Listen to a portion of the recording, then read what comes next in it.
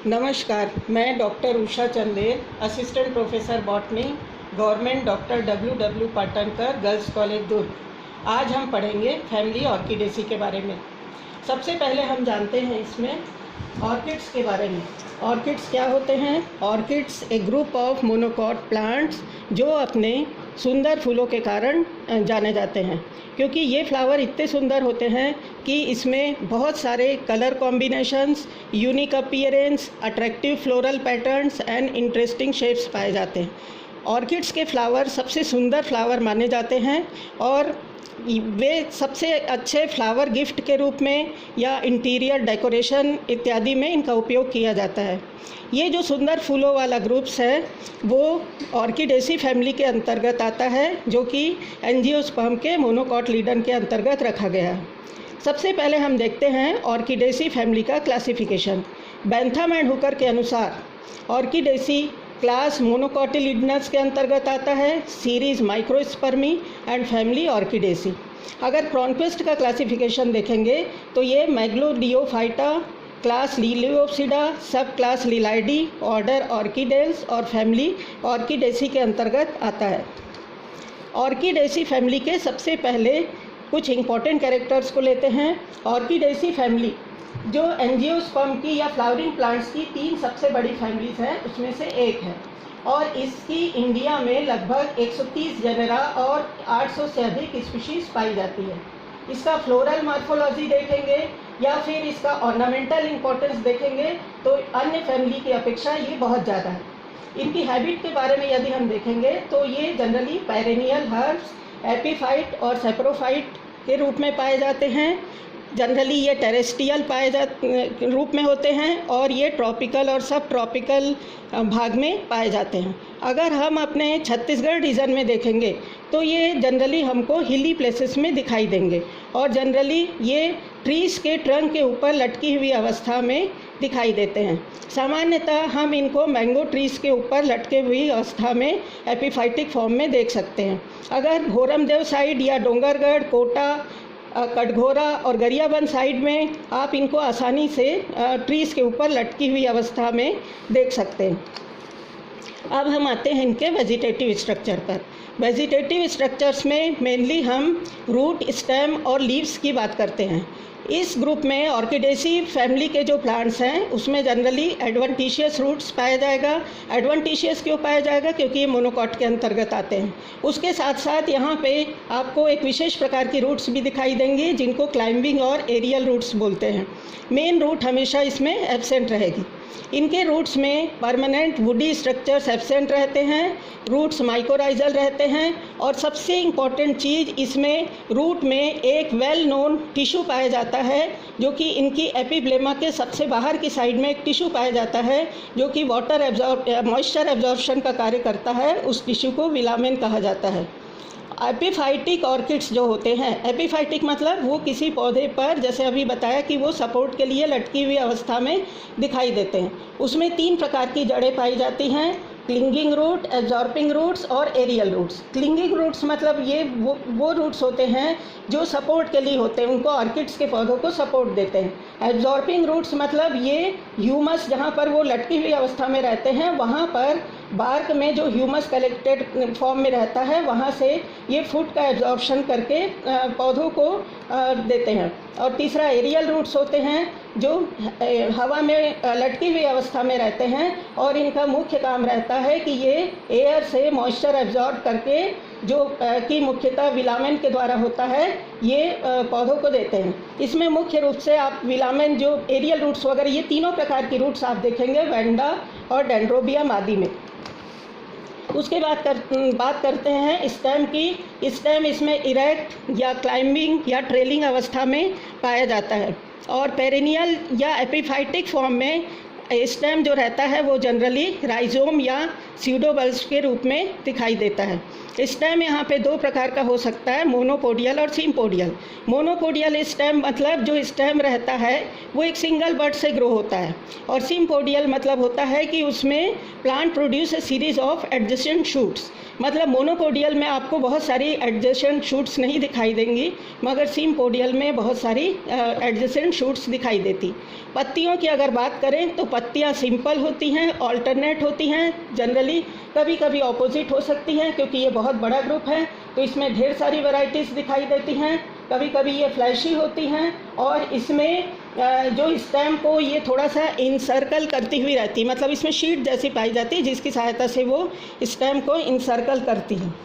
उसके बाद आते हैं जो सबसे इम्पॉर्टेंट पोर्शन है, वो है इसका फ्लोरल कैरेक्टर्स।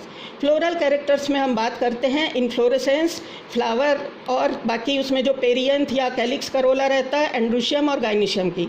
इन्फ्लोरेसेंस में आप देखेंगे कि जनरली इसमें सॉलिटरी तो कम पाए जाते हैं, मगर जनरली गुच्छे के रूप में फूल पाए जाते हैं, या पुष्प क्रम जो रहता है वो दिखाई देता है, और वो पुष्पक्रम स्पाइक, रेसिमोज या पेनिकल के फॉर्म में दिखाई देता है। अब जो इस ऑर्किडेल्स या ऑर्किडेसी फैमिली का जो सबसे इम्पॉर्टेंट पोर्शन है उस पर अपन आते हैं, और वो है फ्लावर। फ्लावर की दो सबसे महत्वपूर्ण विशेषताएं ये हैं कि ये जाइगोमॉर्फिक होते हैं, बाइसेक्सुअल होते हैं, इसके साथ साथ ये एपिगाइनस होते हैं और ट्राइमेरस होते हैं। मतलब एपिगाइनस और जाइगोमॉर्फिक ये दो इसके सबसे इम्पॉर्टेंट कैरेक्टर हैं। और सबसे जो इसमें ध्यान देने योग्य बात ये है कि ये जनरली शोवी होते हैं, बहुत सुंदर होते हैं। और इसमें एक और ख़ास चीज़ पाई जाती है, एक और ख़ास इसमें आप स्टेज देखेंगे जिसको रेसिपिनेट कहते हैं। तो ये जो रेसिपिनेट है इसका अर्थ होता है ट्विस्टेड टू 180 डिग्री और अपसाइड डाउन। मतलब इसमें आप आगे देखेंगे कि ये रेसिपिनेट का क्या मतलब होता है। उसके बाद फ्लावर के बाद हम नेक्स्ट जो इसमें फ्लोरल वर्ड लेते हैं वो कैलिक्स करोला रहता है। तो जनरली मोनोकॉट में पेरियंथ की बात अपन करते हैं, जहाँ पे कैलिक्स और करोला जैसे जनरली डिफ्रेंशिएशन नहीं होता है, दोनों एक ही कलर के होते हैं। तो वहाँ पर पेरियंथ की जो इकाइयाँ रहती हैं उनको हम टेपल्स बोलते हैं। तो यहाँ पर टेपल्स की संख्या 6 है, arrange in 2 words of each. Outer 3 tepals representing calyx green, और इनर 3 टेपल्स होते हैं वो कलर्ड रहते हैं। यहाँ पे एक खास चीज़ है कि जो इनर वर्ल्ड होता है टेपल्स का, उसमें डिसिमिलर होता है। डिसिमिलर होता है मतलब उसमें जो 2 लैटरल अवस्था में जो टेपल्स होते हैं वो जो रहते हैं वो विंग लाइक होते हैं, और थर्ड टेपल जो कि पोस्टीरियर अवस्था में रहता है वो थोड़ा सा मॉडिफाइड होकर प्रोजेक्टेड हो जाता है, और वो एक विशेष प्रकार का स्ट्रक्चर बनाता है जिसको बोलते हैं लेबिलम।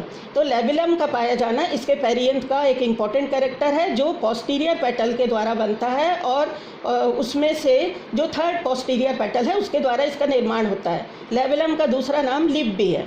लेबिलम की खास विशेषता ये होती है कि ये कई शेप में हो सकता है, जैसे ये चौड़ा भी हो सकता है, शू लाइक भी हो सकता है, स्पर्स भी हो सकता है, ट्यूबुलर हो सकता है, या फिर बटरफ्लाई शेप्ड में होता है।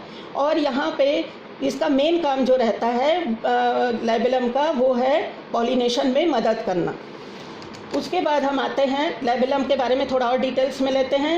लेबिलम या जिसे लिप भी कहा जाता है, जो कि पोस्टीरियर अवस्था में रहता है, वो इसमें इसके फ्लावर में एक विशेष अवस्था पाई जाती है जिसको ट्विस्टिंग या रेसुपिनेशन कहते हैं। ट्विस्टिंग मतलब होता है कि इसकी जो ओवरी रहती है, क्योंकि वो इन्फीरियर अवस्था में इन्फीरियर ओवरी जो रहती है, और इन्फीरियर ओवरी के ऊपर ही बाकी जो टेपल्स वगैरह हैं वो लगे हुए रहते हैं। तो इन्फीरियर ओवरी जो रहती है वो 180 डिग्री से यहाँ पे ट्विस्ट हो जाती है, और जिसके कारण जो पेडिसिल जो रहता है वो अपेक्स ऑफ द स्टेम के ऊपर आ जाता है।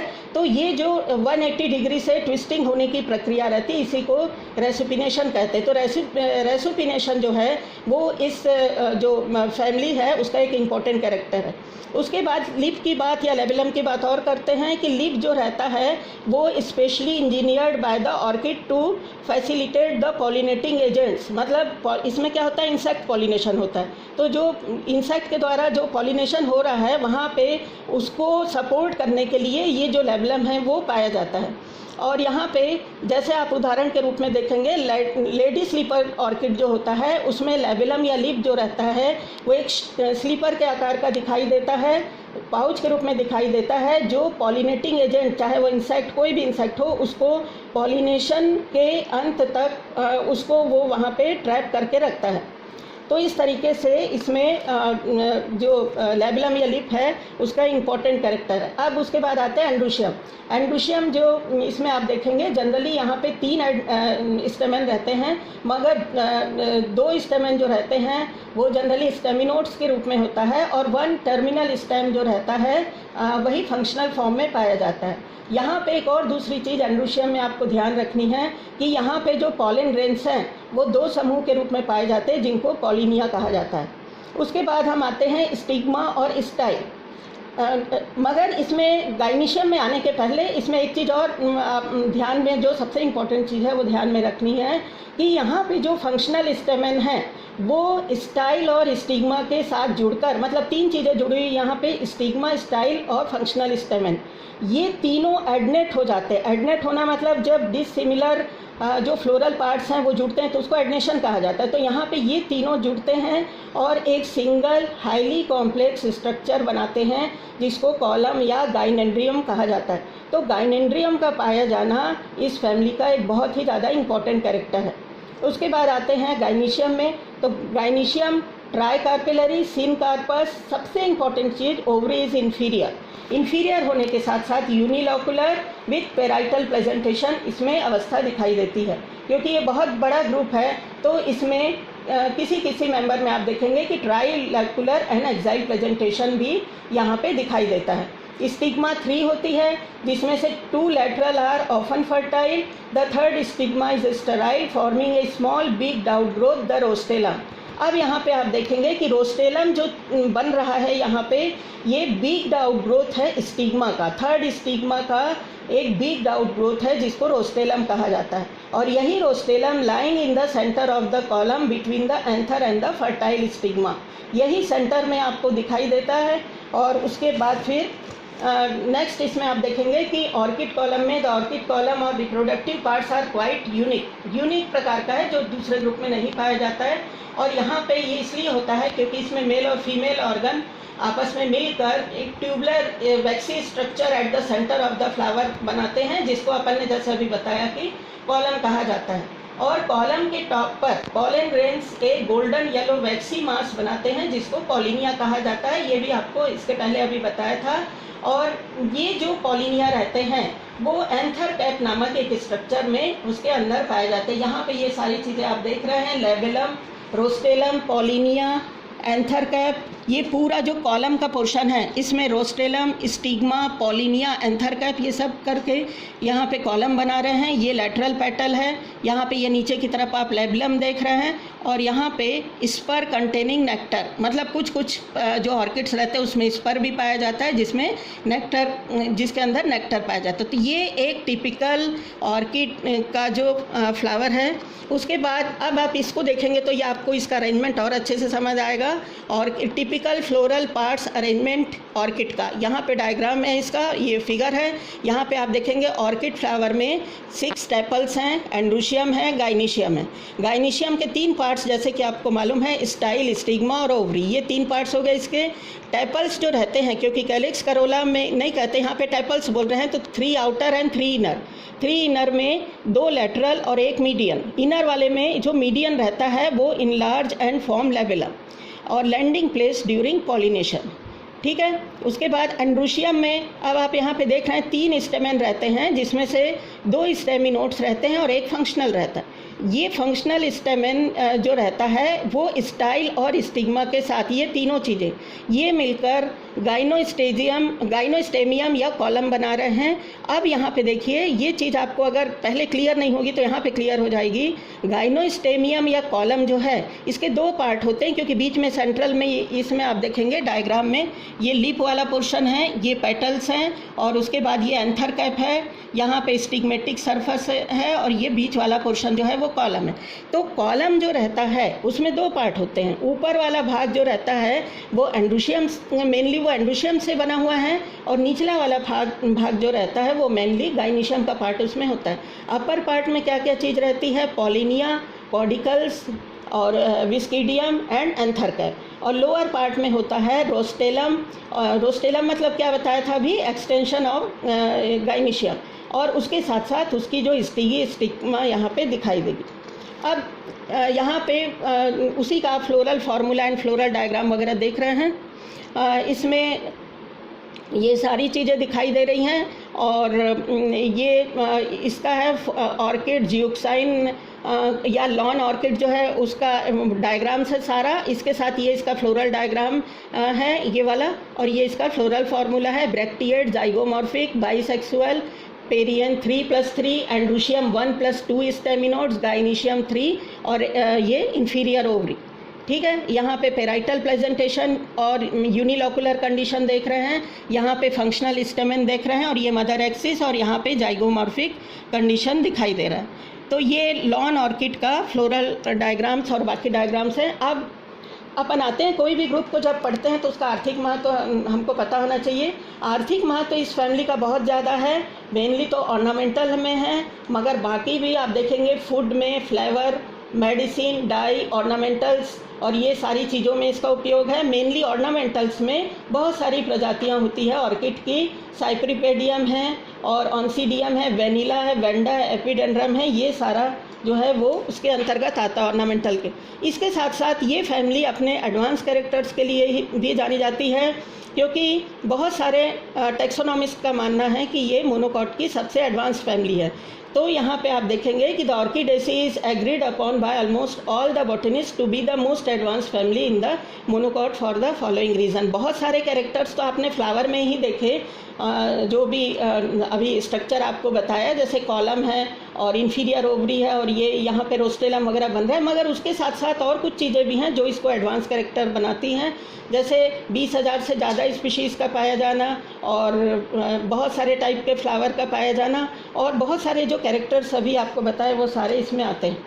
फाइलोजेनी की बात करें तो फाइलोजेनी यहाँ पे आप देखेंगे कि इसकी 5 सब फैमिलीज़ बनाई गई हैं, जो यहाँ पे लिखी हुई हैं, ये 5 सब फैमिली। और यहाँ पे इसका जो एस्पेरेगेल्स है उसका एक ग्रुप है। ये कहा जाता है कि ये पांचों सब फैमिलीज़ की जो उत्पत्ति है या ओरिजिन है वो मोनोफाइलेटिक हुई है, और ऑर्किडेसी की उत्पत्ति भी मोनोफाइलेटिक हुई है। तो इस तरीके से यहाँ पे इसकी फाइलोजेनी को आप डिस्क्राइब कर सकते हैं। इसके साथ साथ अगर आपको डिटेल्स में और इसकी फाइलोजेनी और इंटर रिलेशनशिप्स या इसके क्लासिफिकेशन आदि का डिटेल्स अगर चाहिए तो अलग से PDF जो मैंने डाला हुआ है उसमें आपको इसकी सारी जानकारी साथ में मिल जाएगी।